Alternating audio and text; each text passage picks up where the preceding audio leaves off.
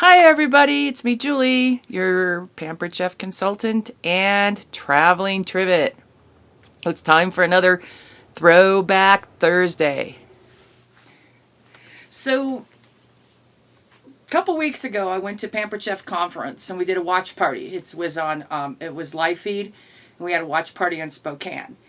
So on the way back I stopped at my BFF's house in Boise, and we went to an antique mall looking for cookbooks. And oh man, I found the greatest set of books. This is American Cookery, formerly the Boston Cooking School magazine. And some of them, I got a whole stack for like $5. I got such a deal. And I picked one of the dates. Some of these go back to I think my oldest one was 1906 or 1902. This one is from August and September of 1921. This book came out 100 years ago. So I found a fun recipe to read in it. But first, I want to share a little bit about this book. And it's actually a magazine, and it has recipes. It says of culinary science and domestic economics. And here's a sample of some of their articles. All of them were too long to read, so I'm just going to read some sample titles. Changing the Garb with the Season. Aunt Alida Says So. Alida? A-L-I-D-A. Alida. Aunt Alida Says So. The Transplanted Housewife. Oh, that sounds scandalous. A Cry for Good Cookery. Hints for the Woman Who Would Run a Successful Eating Place. The Hospital Nurse. The Insidious Tantrum. Now, I actually looked at this one, and it was 2 pages long, so I couldn't read it for this. A Family Affair. And then it has the rest of stuff. Those are the main articles. And in the back, I thought this was hilarious. They have a little thing called the silver lining with little quips. And keep in mind, this was 100 years ago. And it really shows that the world we live in today wasn't much different from the world we lived in 100 years ago.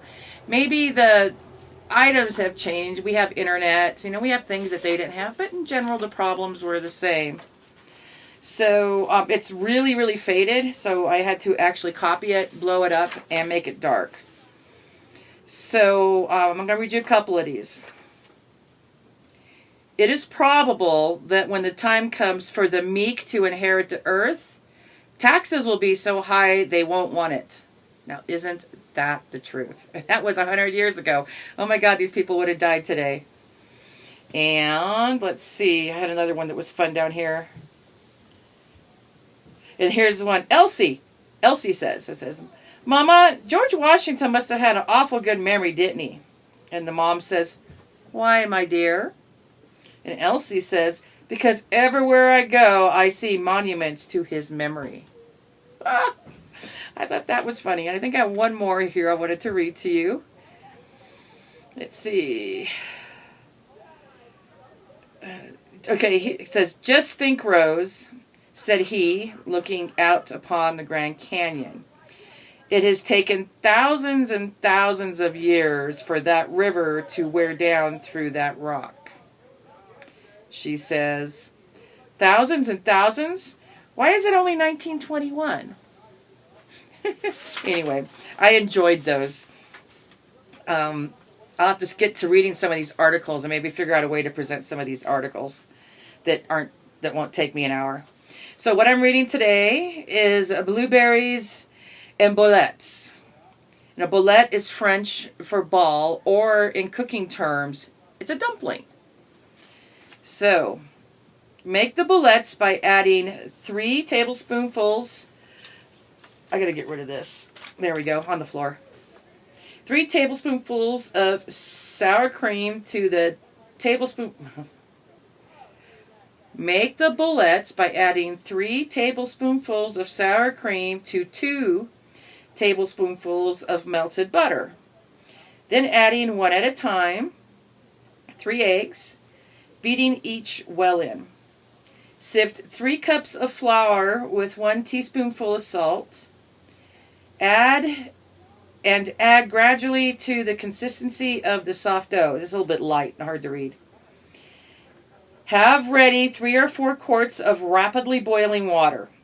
And in this, cook the boulettes by dropping in a small spoonful at a time of the mixture and letting it remain until it rises to the surface.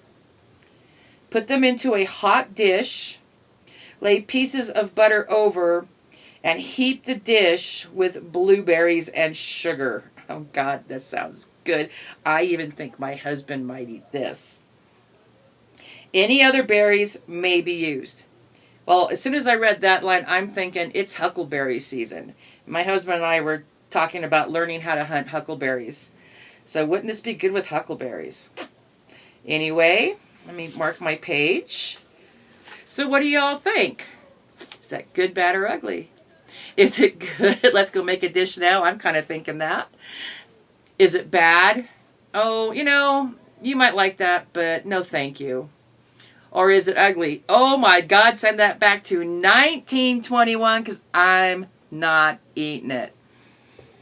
And also, for the Pampered Chef item of the week, this is the first thing I thought of. The Scoop and Strain. This is something I use for gnocchi all the time. I don't know if you can see this.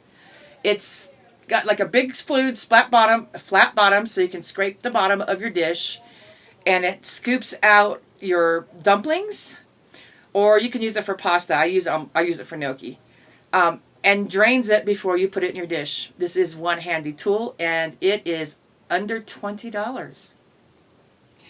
Anyway, you all have a really good evening. I hope you enjoyed my 100-year-old recipe that could have actually come out of a book today, I think.